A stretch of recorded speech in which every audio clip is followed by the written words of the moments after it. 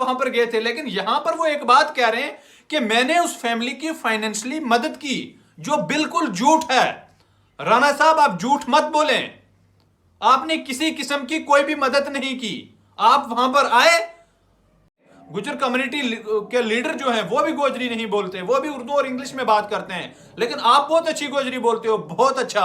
लेकिन आप झूठ मत बोलो। फॉरेस्ट राइट एक्ट आपकी देन नहीं है, ये कॉन्स्टिट्यूशन ऑफ इंडिया की देन है। Political reservation constitution of India की देन है। रिजर्वेशन इन प्रमोशन क्यों बंद करवा के रखा है आपने?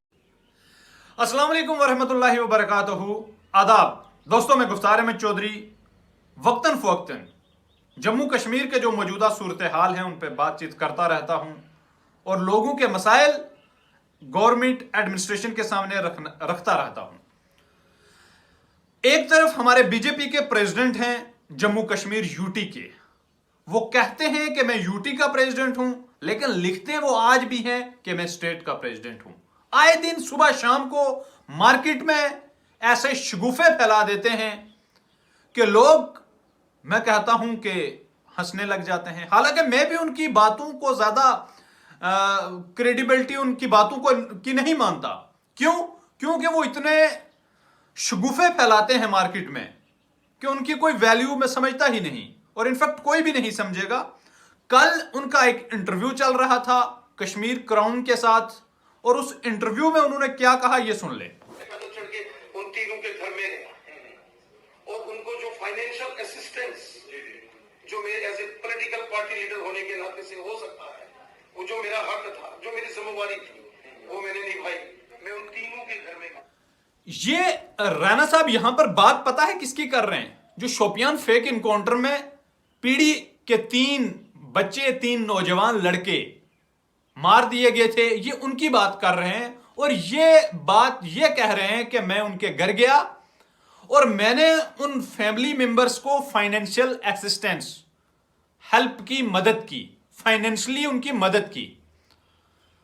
इस केस के साथ जितना मैं जुड़ा हुआ हूं, शायद ही कोई और जुड़ा होगा। मुझे आज तक नहीं पता चला, हालांकि इसमें कोई शक की बात नहीं, राणा साहब वहां पर गए थे। राणा साहब वहां पर गए थे, मीडिया को साथ लेके गए थे, इंटरव्यू किए, दुख दर्द में शामिल हुए, और कोई सियासी लीडर वहां पर नहीं गया। राणा साहब वहां पर गए थे, लेकिन यहां पर वो एक बात कह रहे हैं कि मैंने उस फैमिली की फाइनेंशियली मदद की, जो बिल्कुल झूठ है। राणा साहब, आप झूठ मत बोलें। आपने किसी किस्म की कोई भी मदद नहीं की। आप वहां पर आए, हमने उस बात को जो है वो कहा कि आप वहां पर आए थे, बहुत अच्छी बात है आप वहां पर गए, लेकिन जो ये आप बात कह रहे हैं कि हमने फाइनेंशियली हेल्प की, ये बिल्कुल झूठ है। इस तरीके से आप मीडिया में लोगों को गुमराह मत करें। आए दिन आप गांधीनगर हेडक्वार्टर में पे बैठ के लोगों को गुमराह करते हो। कभी कहते हो कि हम यहां पर जम्मू कश्मीर को की पूरी जो सूरत हाल है वही बदल देंगे। कल आपका जम्मू कश्मीर अपने गांधीनगर हेडक्वार्टर में गुज्जर लोगों को लेकर एक प्रोग्राम भी था, जिसमें कम से कम 40-50 लोग बैठे हुए थे, और आप दावा कर रहे थे कि हम गुज्जर कम्युनिटी के साथ मिलकर सरकार बनाएंगे। आप 20 एमएलए अपने साथ जोड़ने की बात कर रहे हो। 50 आदमी की गैदरिंग में आप 20 एमएलए बनाना चाह रहे हो। वाह जी वाह। राजौरी पुंछ वालों ने तो आपको रिजेक्ट कर दिया, कश्मीर से आपकी कोई सीट आई नहीं, और फिर भी आप बड़े बड़े दावे कर रहे हो। राजौरी की आप अपनी घर की सीट जो है वो हार चुके हुए हो। कालाकोट से आपको कुछ मिला नहीं, पुंछ से आपको कुछ मिला नहीं, राजौरी से आपको कुछ मिला नहीं, और चले आप गवर्नमेंट बनाने। किन मुद्दों को लेकर आप गवर्नमेंट बनाना चाह रहे हो? 35,000 फ्लैट्स की बात आपने की थी, कहां है वो? पॉलिटिकल रिजर्वेशन आपकी देन नहीं है, फॉरेस्ट राइट एक्ट आपकी देन नहीं है। जब आर्टिकल 370 खत्म हो गया तो ऑटोमेटिकली सेंटर के सभी कानून जम्मू कश्मीर में नाफिज हो गए।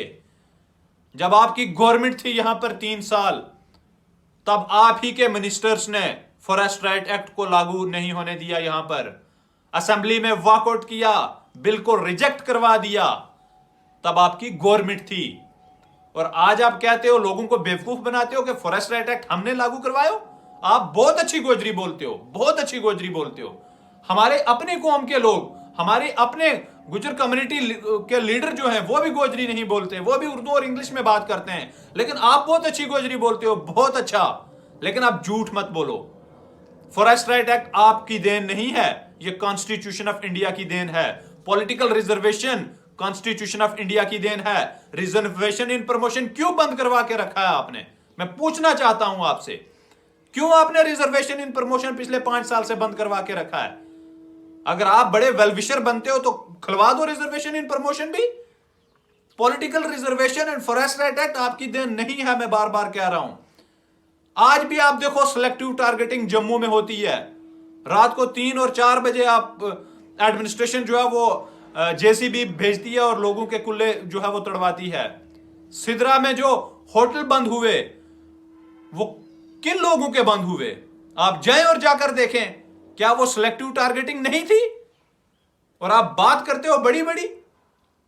इसलिए राणा साहब, मैं वाज़िया तौर पर कह देना चाहता हूं, हम भी इस कम्युनिटी से जुड़े हुए लोग हैं, हम भी इस कम्युनिटी के बीच रहते हैं। हम लोग आपके साथ नहीं हैं, क्योंकि आपकी सियासत कम्युनल बेसिस पे है। आपकी सियासत नौकरियों पे नहीं है, आपकी सियासत तरक्की पे नहीं है, आपकी सियासत हिंदू मुसलमान भाईचारे पे नहीं है। आपकी सियासत जम्मू को अलग तोड़ने की, राजौरी को अलग तोड़ने की, कश्मीर को अलग तोड़ने की है। आप लोगों ने मिलकर जम्मू कश्मीर को खत्म कर दिया। आप लोगों ने मिलकर जम्मू कश्मीर की असली शनाख्त को खत्म करवा दिया। और आप बात करते हैं आज शोपियान फेक इनकाउंटर पे आपकी स्टेटमेंट तब तक नहीं आई जब तक एलजी साहब वहां पर नहीं आए।